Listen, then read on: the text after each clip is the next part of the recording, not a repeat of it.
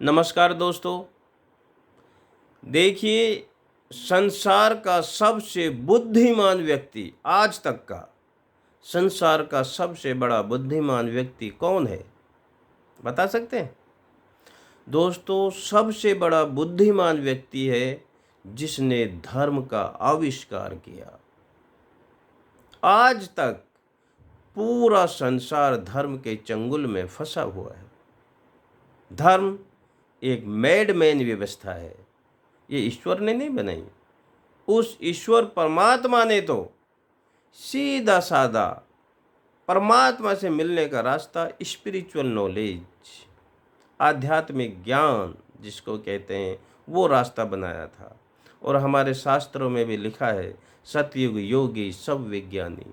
सतयुग में, त्रेता युग में कोई धर्म नहीं था।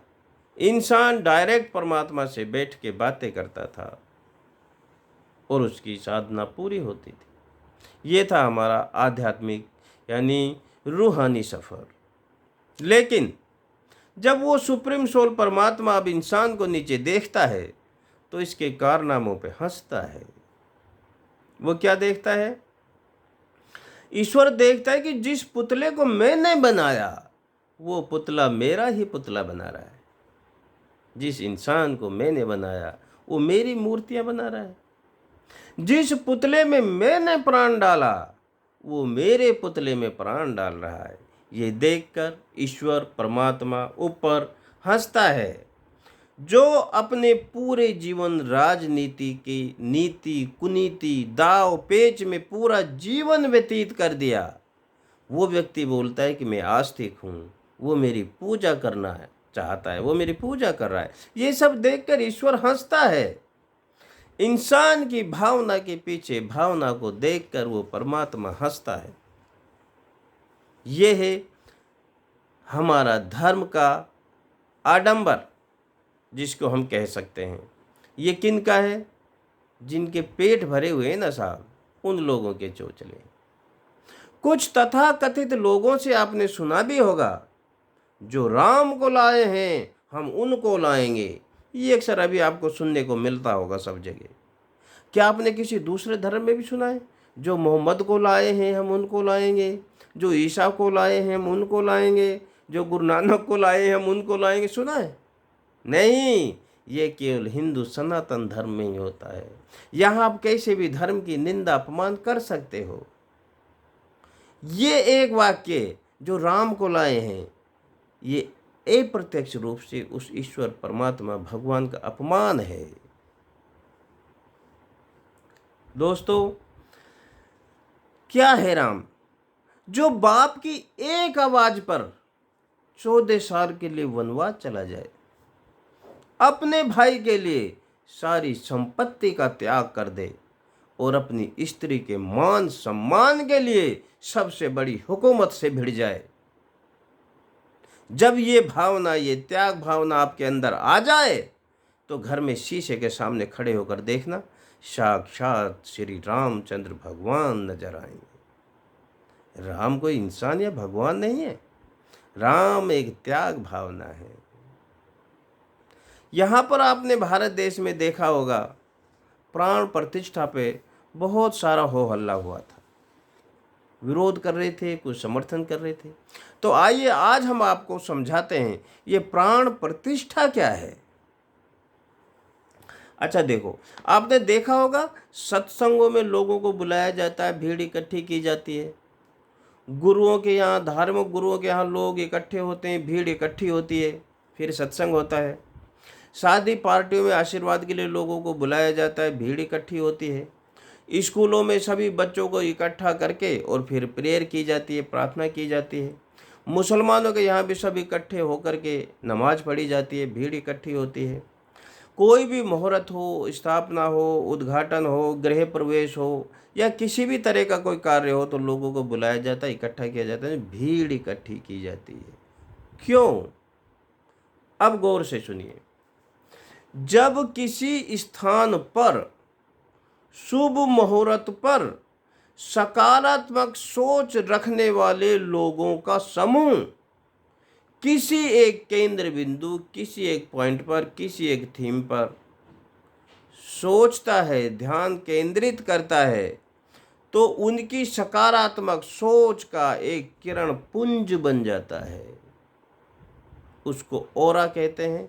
ऊर्जा का सर्किल होता है। सकारात्मक सोच की शक्ति होती है। जैसे आपने कभी देखा होगा, देवताओं की तस्वीरों के पीछे आप देखना, एक सफ़ेद सा गोला नज़र आता है, वो उनकी पावर, एनर्जी होती है, सोच होती है, शक्ति होती है। कहते हैं महात्मा बुद्ध जो भगवान थे, उनका ऑरा 75 किलोमीटर का था। जहाँ वो बैठे हैं उसके 75 किलोमीटर के सर्किल के अंदर जब उनकी तरफ कोई एंटर करता था, जीव, इंसान, कोई भी, तो उसको शीतलता, प्रसन्नता, इतना अच्छा फील होता था, वो लगता था कि अब जीवन सुख में हुआ। ये क्या है? ये पॉजिटिव शक्ति का ऑरा है। और जहाँ पर हम ये पॉजिटिव शक्ति एकत्रित कर देते हैं, तो वहाँ पर वो जगह पवित्र हो जाती है। आज भी जहाँ पर साधु संत लोग बैठते तो उस जगह को पूजा जाता है। उसका कारण ये वो जगह सही हो जाती है। जब हम वहाँ पहुँचते हैं तो हमारी कुछ मनोकामना हम सोचते हैं तो सार्थक होती हैं, सिद्ध होती हैं। सोचते हैं कि ये अच्छी जगह है, इसलिए लोग वहाँ आते जाते हैं।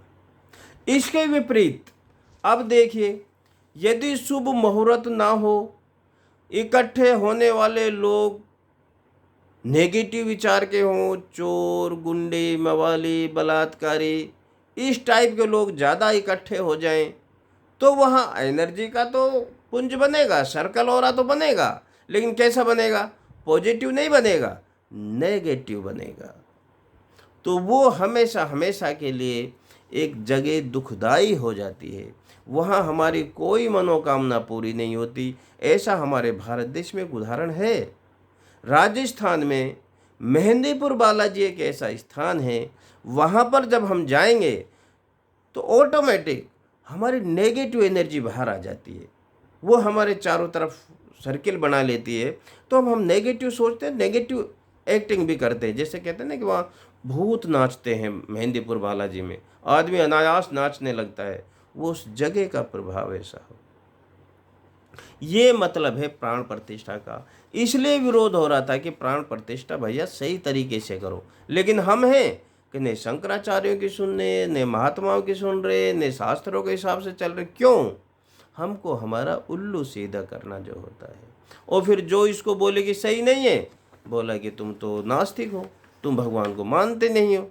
तो इस तरह का जो ये चल रहा है देश में, ये न देश के लिए सही है और न हमारी भक्ति उस भगवान के लिए सही है। दोस्तों, जो लोग एकत्रित होते हैं वो चाहे आस्तिक हों चाहे नास्तिक हों, किंतु वास्तविक होने चाहिए। वो अंदर से काले नहीं होने चाहिए, जीवों को प्रेम करने वाले होने चाहिए। तो दोस्तों, यदि आपको हमारे विचार अच्छे लगें तो हमारा यूट्यूब चैनल है रीडिस्कवर भारत, पुराने भारत की खोज। जो हमारी पुरानी मान्यताएं हम खो गए हैं, उनमें कुछ विकृतियाँ आ गई हैं, उनका निवारण कैसे हो, कैसे सुधार हो, बस इसी के लिए ये हमारा चैनल है। आप हमारे नए विचार और प्राप्त करने के लिए हमारे चैनल को सब्सक्राइब करें और नई वीडियो जल्दी पहुँचे। आप आई बेल का बटन भी दबा सकते हैं। आज इतना ही। जय गुरुदेव।